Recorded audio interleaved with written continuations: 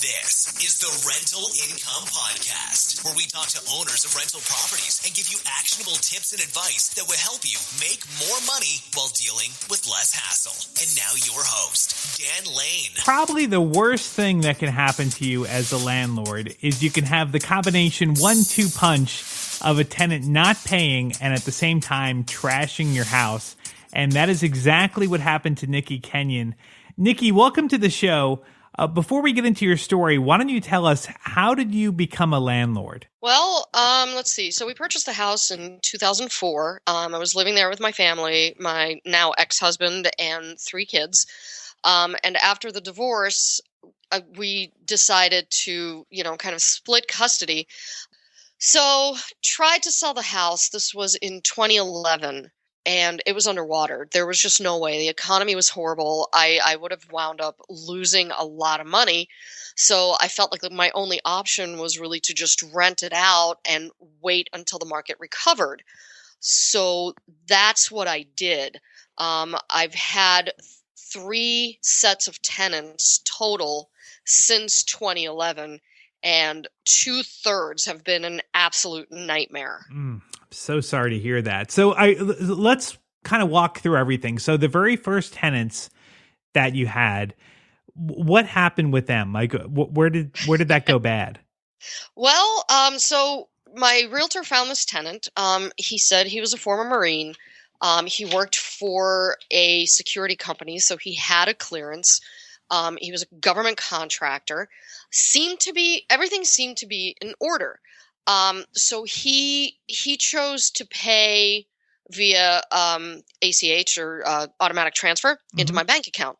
So he paid rent every month. So after about 5 months, this was in like September of 2011, all of a sudden I didn't get rent. So I emailed him and I said, hey, I just want to make sure everything's okay with the transfers because I didn't get your rent payment.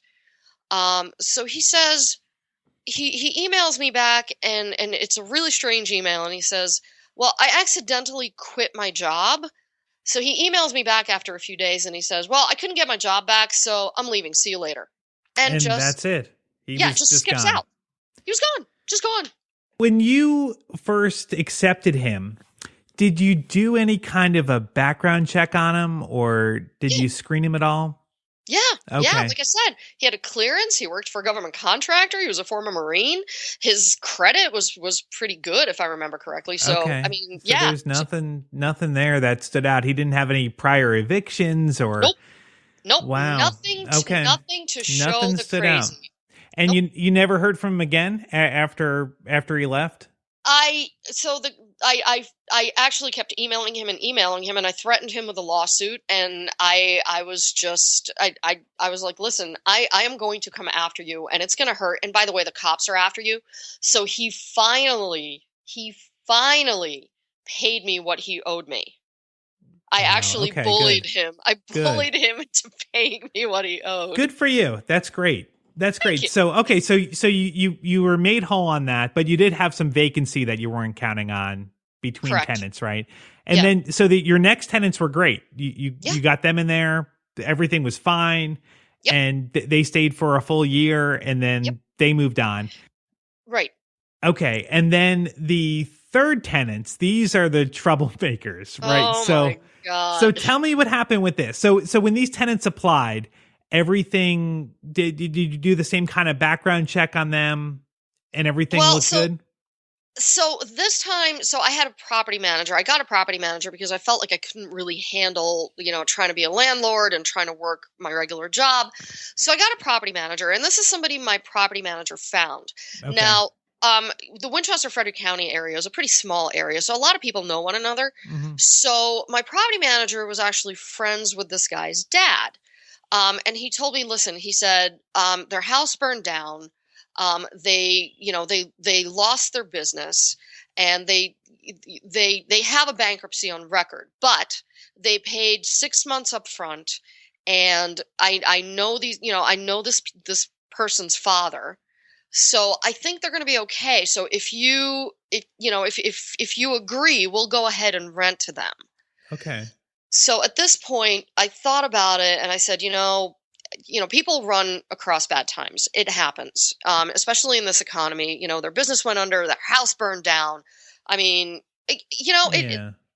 I felt like, okay, they made a good faith effort. They not only paid a security deposit plus a pet deposit, but they gave us 6 months rent up front. So I was like, all right, let's just do this. In addition to that, I was paying both my mortgage and my rent here in Arlington. So basically 80% of my take home pay was going to housing. And that's kind of an unsustainable economic model, Sure. So despite the fact that they had a bankruptcy on record, I said, okay, they ran across some hard times. Let's do this. And so they had the 6 months up front, which is awesome. But was there a plan on how they were going to pay after the 6 months? Were they going to go monthly after that, or were they going to give you? Okay. Yes. So 6 months up front, and then starting at month 7, they would go monthly. That's correct. Okay. And so on month 7, did they pay? Yes. Okay. As a matter of fact, they paid pretty much on time for the entire year. They would give my property manager a check, and then he would send me, after he took out the fee, he would send me the rest, and everything was fine up until about September of 2014. Okay. Now, is that longer than a year, or yes? Okay. So the 1 year lease was over, and then you got them into a new lease, or you extended the old lease? Right. Okay. The lease extended. And then my property manager called me in September of 2014. So this was last year. And he said, listen, I'm a little concerned about these tenants because they keep paying later and later every month. I have to hound them. He said they do eventually pay, but like for this month, they haven't paid me. This is like September 25th. I still haven't received payment, and I'm afraid I'm going to have to start eviction. Mm-hmm. So I said, let's go ahead and, get in contact with them and give them the warning that you're going to start eviction process if they don't pay by a certain date. And they did. But they continued to consistently be late. So come January, they were so late that I wound up being late with my mortgage. Oh, wow. So at that point, I decided I can't do this anymore. I talked to a realtor. I said, did the economy recover enough that I can actually sell this house and not lose my shirt? And he said, yeah, I think so. So we decided to put the house on the market. I finally issued them a 2-month notice in early February saying you have until, I think it was March 31st or April 1st or whatever it is, to vacate. I'm ending your rental agreement. Bye-bye. And how did they take that? Did they start fighting you then, or did things get worse? Or? They didn't. No, not at all. As a matter of fact, so my property manager gave them the notice, and the wife came out, and she said, "Yeah, I kind of figured this would happen. We'll be out in 2 months." So, come like March 23rd ish, I get this panicked call from the woman. On my cell phone, and she left a message. I just need 1 more week. We're not done packing yet. We just need 1 more week. We'll be out. I promise, blah, blah, blah. So I call her back. I said, what is going on? She's like, well, my husband is trying to find this new job, and I haven't had a chance to pack yet. And I'm like, you had 2 months to pack. Right. She's like, no, we just need 1 more week. We'll be out in a week. I promise. So I said, what you're telling me is that you will be out by April 5th. And she said, yes, we'll be out. I promise. So I called my property manager, and what he had done was basically draw up an agreement saying that A, they would be out by the 5th, and B, that they would pay the rent for the extra days that they stayed. Mm-hmm. And were they paying the rent with this extended period, with a 2-month warning period? Were they paying you then? Okay. Yes, they were. Okay. Yeah, I kind of thought everything was going to be okay. But then, he gave them this agreement and didn't hear from them. And finally, early April, my property manager gets this email from them saying basically, and I'm paraphrasing, We haven't been able to find a place. We'll move when we're good and ready. Sorry. No. Wow. So I'm in Miami. I'm TDY. I'm in Miami. I am freaking out. Just completely freaking out. I'm like, listen, I have a contract with painters to get in there to paint the house. They need to leave. Yeah. So at that point, we issued them a notice, either leave or show up in court. On June 19th, we had a hearing to gain immediate possession of the house. They were instructed to show up, and they didn't. So we got immediate possession of the house. After court, I go to my house, and oh my God.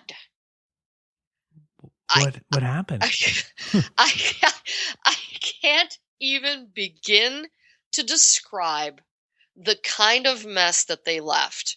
They left wood, junk, taken apart furniture, just random crap in the driveway.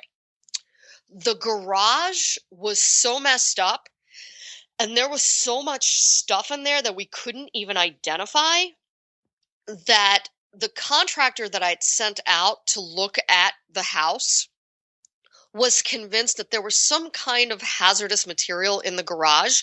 So we had to call the police with bomb-sniffing dogs to make sure that it was safe to come in. Wow. I mean, oh my God. There were dents in the walls. They had left food in the refrigerator, like a ton of food. Dirty, disgusting clothes in the bedrooms, like boots and clothes and just grime. The contractor picked up the carpet. He kind of picked up a corner of the carpet. He said the animal smell was so overwhelming that he had to find out where it was coming from. So he picked up one of the corners in one of the bedrooms in the carpet, and they essentially let their animals use that entire room as a bathroom. Wow. So the carpet was saturated, the padding was saturated, the underfloor was saturated with animal feces or animal urine. Mm. So that had to be completely torn out. I mean, it was so disgusting. They left junk in the basement, like books and furniture and garbage and you name it. And then they proceeded to turn off the electricity and bail out. So when rains came along, the sump pump malfunctioned and my entire basement is now covered in water. So I have a water mitigation team. Yeah. How much is this all going to cost you? So they told me it was probably going to be around between basically $4,000 and $5,000 just for the basement. It cost $1,800 to get all the junk and garbage and all the just vast amounts of hazardous waste and disgusting crap out of the house. I have to pay to get the carpet replaced in that one room that they completely destroyed with their animals. I had to rent a dumpster to get all their junk out. So basically, we're talking probably anywhere from $5,000 to $7,000. Wow. And then all the lost rent. We're talking like $6,000 at the very least in lost rent plus penalties. The entire time they were late, like every month that they were late, we were actually entitled to collect 10% late fees, which we never did. Mm-hmm. And we were actually entitled to evict them after a certain amount of time, which we also never did. So I thought we were being really nice until this. Right. And you want to hear the really nasty part? Let's hear it. So, about a year after they moved in, my son goes on the Virginia Sex Offender Registry and finds out that the husband is a registered violent sex offender. Did that happen while he was living in your house, or No. Okay. No. Okay. He was convicted in 2000. Well, now that's a red flag that I would think your property manager probably should have found, right? Yeah, one would have thought, but we didn't know anything until he actually registered at my house. Okay. And at that point, from what I understand, like, we're not allowed to boot him based on his criminal record because he's already in the house. So as long as they're paying and not destroying the house, they're considered, paid their debt to society and, whatever. So we couldn't evict him based on that anyway. Yeah, that's a shame because I think that you could have not rented to him Correct. For that reason. But yeah, once he's in there, Correct. You can't get rid of him for that. Yep. Wow. Not good. Not good. So what would be some advice that you would give to other landlords to avoid this happening to them? Like what? So I guess the first thing is do the background check. Even if they're going to pay you 6 months up front, do the background check. Do not fall for that 6 months up front. That just is never going to end well. Right. Are there any other bits of information or some advice that you could give to our listeners to not end up where you are today? Well, like you said, do the background check, which we did. But I guess the bigger piece of advice would be don't be nice. And I hate to say that because, again, I felt sorry for them. They lost their house. They lost their business. Their credit wasn't great. But so I was nice and I said, let's go ahead and rent to them anyway. When they were late with the rent, I didn't charge them any penalties. I didn't evict them. Again, I was being nice. And I think the biggest piece of advice is that this is a business. I never treated it as a business because to me, this was just something like I need to pay my mortgage. This is the only way I can do this. I never treated it like a business because I never wanted to be a landlord in the first place. Mm-hmm. Okay. So treat it as a business. And I'm glad I had the opportunity to get this message out. Also because I'm a veteran, so I'm an Army veteran. I'm former military, and I know a lot of military folks are faced with that particular situation where they have to rent their house out. They're either PCSing, permanently change of station, or they're deploying or whatever it is. But they have to rent their houses out, and sometimes they're desperate and they'll find somebody to do it, and then they go overseas or they deploy or whatever it is. And then all of a sudden their house is wrecked. They're not getting rent. I mean, I've heard this happening again and again. And I hate to be a cautionary tale as far as, this issue is concerned. But I think especially if people in the military who are forced into this situation, they need to be extremely cautious. Yeah, that's great advice. Yeah, do you blame your property manager at all? Do you think there's anything he could have done better, maybe checking on the house or been more aggressive when things started to go bad? It's hard to blame him. I mean, he gave me the information up front. The house, whenever he stopped by there, when they were still living there, was not a wreck. They did fine. He did inform me when concerns arose. I think the only thing he could have done differently is actually run a criminal background check instead of just saying, hey, I know this guy's dad. They've run across some hard times. So maybe he could have been a little less nice too. Yeah. I think that's good advice. Like you got to have firm rules and you got to stick with them. You can't be nice. I think you got to run those background checks on everybody. And be really firm. Well, Nicki, thank you so much for coming on the show. I'm sorry you had to tell this story, but I'm glad it was told. And I hope you get the house sold and can move on. Thanks. I'm going to try. It's been a long slog, but hopefully we'll get it out. If you're curious and you want to see some pictures of the damage, you can check it out on our show notes page. We have a link at rentalincomepodcast.com/episode 42. Thank you so much for listening. My name is Dan Lane, and this has been the Rental Income Podcast.